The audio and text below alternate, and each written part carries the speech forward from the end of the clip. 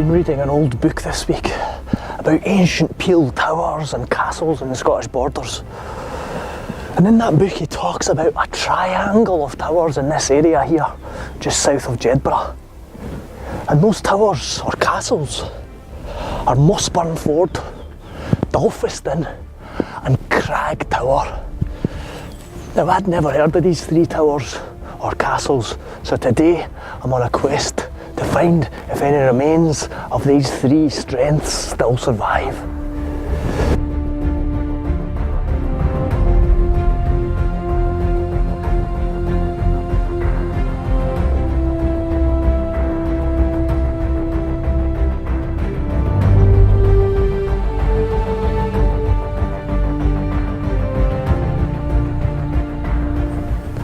The first site that I'm looking for is the tower known as Mossburn Ford.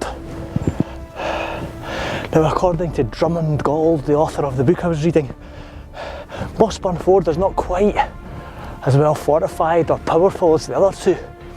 So I'm not confident that I'm going to find very much here.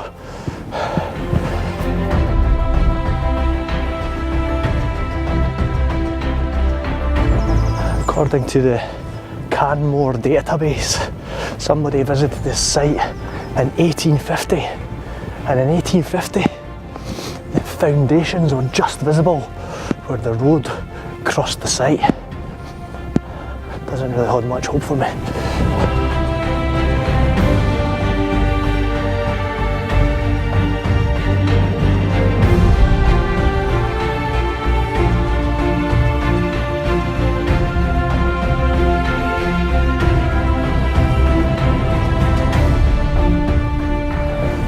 Well, this is it. This is the reality of archaeology and history in the Scottish borders.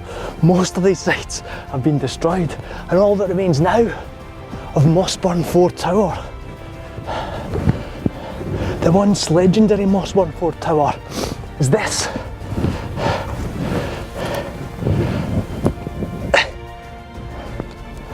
One stone. Don't even know if that's off it, but this is definitely the site. I think I'll put the drone up and see if I can't see anything from there. There seems to be a lot of these really huge worked stones lying maybe 100 metres away from the site at Mossburn Ford here as well. I think they're probably part of the castle or the tower.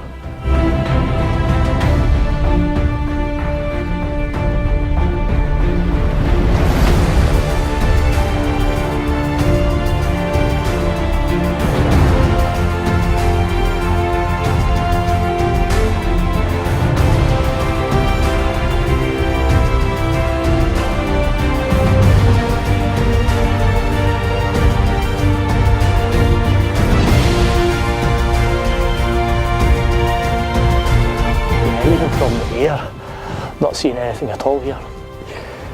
Perhaps, during drought conditions in the summer there may be some traces of the foundations visible in the fields, but nothing for now.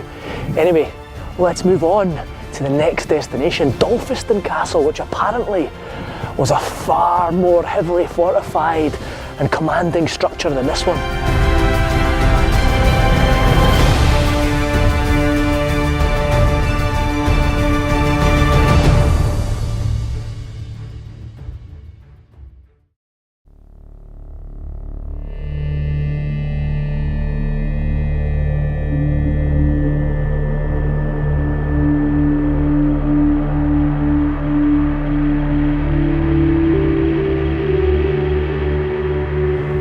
This is the site here of Dolphiston. Interesting thing about Dolphiston is there was a castle over there, a huge fortified castle, but in this area here there was also a tower, a twin site.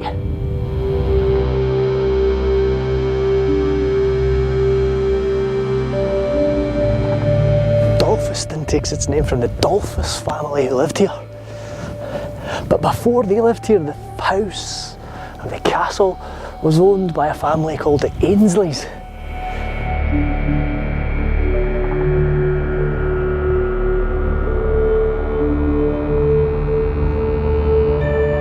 We really are right on the Anglo-Scots border here.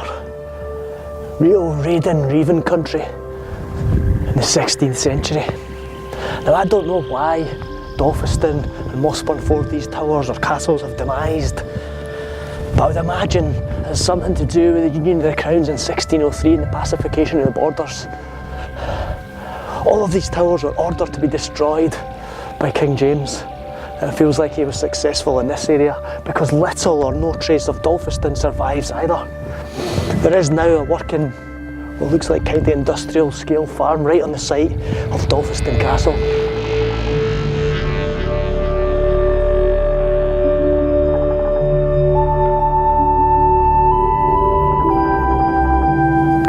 I don't really know what this structure here is, some sort of modern day waterworks I think, but you know, this was the area where the tower was, and you can still see ditch marks in the ground here.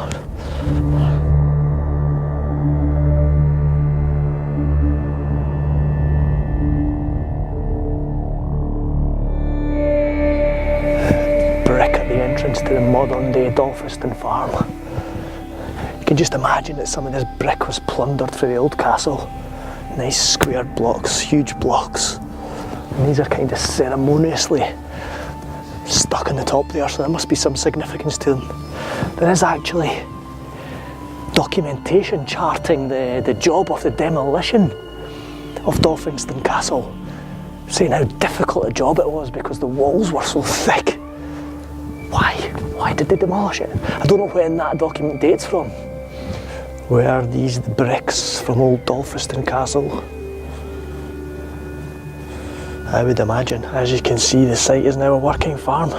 Well, that was Dolphiston. Ancient home of the Ainsley family and the Dolphus family after them. Little remains. But the last castle that I'm visiting today is a mere 2 or 3 miles further. And this is the one that I'm most hopeful for finding something left, and that is known as Crag Tower, and it's near the village of Oxenham. So let's go.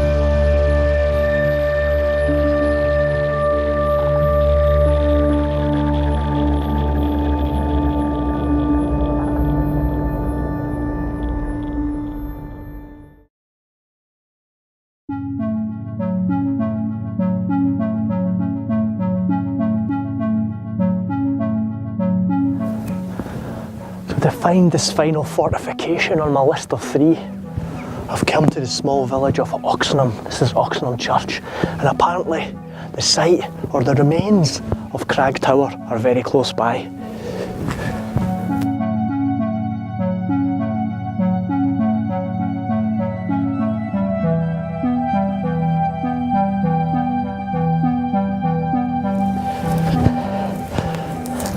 Yeah, this is definitely the site here.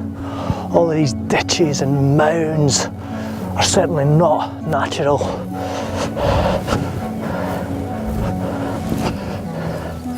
There are even traces of masonry popping out the hill here.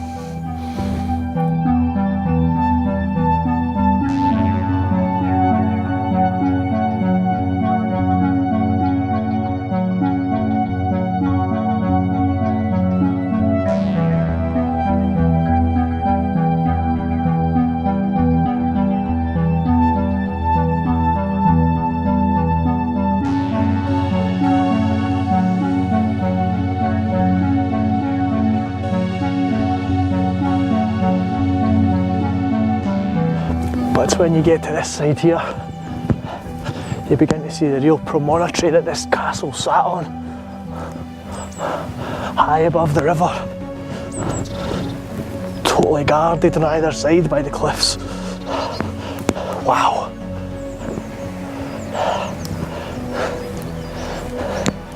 Amazing.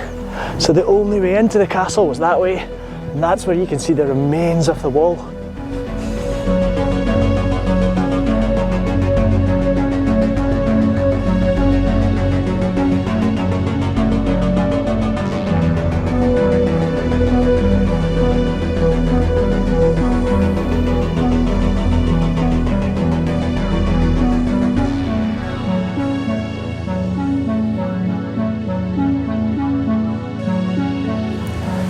One thing that really intrigues me about this place, however, is the fact that Drummond Gold talks about a murky passageway that led from the castle to the torrent below and exited from the cliff somewhere near the river. So let's go and see if there's any evidence of that.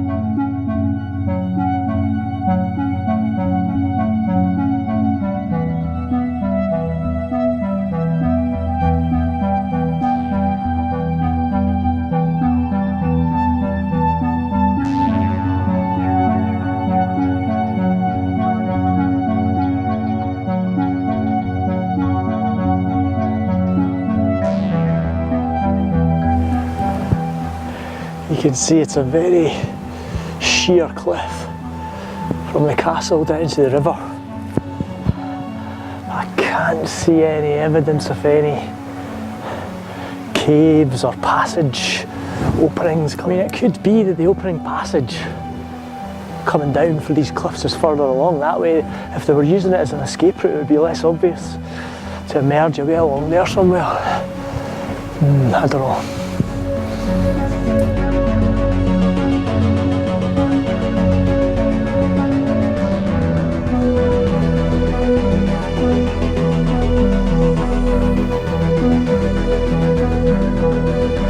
Interestingly, the hill just over there is known as Galas now, which is a clear derivation of gallows.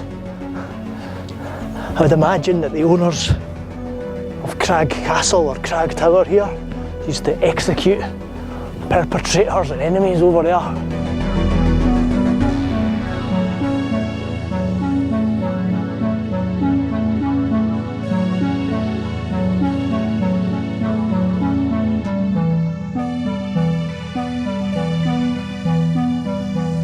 So there you have it, the extremely scant remains of Crag Castle in the Scottish borders. Unfortunately, in these lands, these war-torn lands, for every one castle that does survive, there are another 3 or 4 that have been destroyed and forgotten. Sometimes these sites are just as full of history and intrigue and mystery and stories as the ones that survive, but nobody talks about these ones anymore, I'm afraid.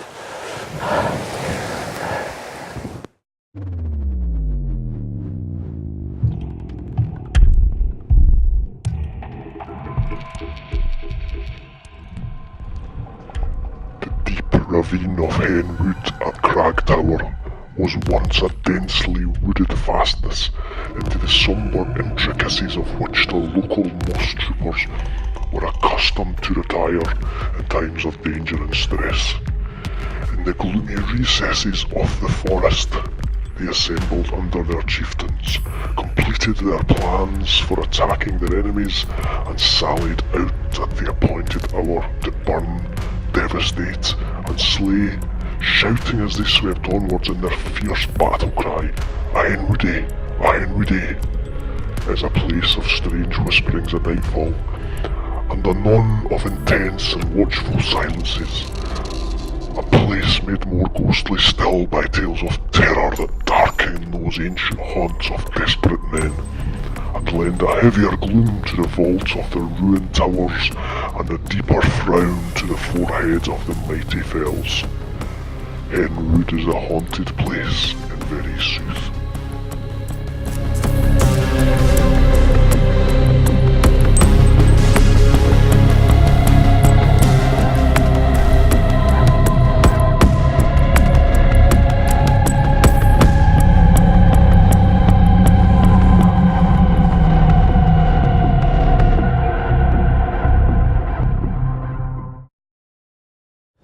Why not come down to Crag Tower for yourself?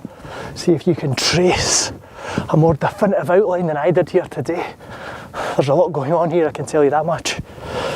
But if you're the type of person who likes your castles in a rather more better state of repair than this, there is something in this area which may interest you.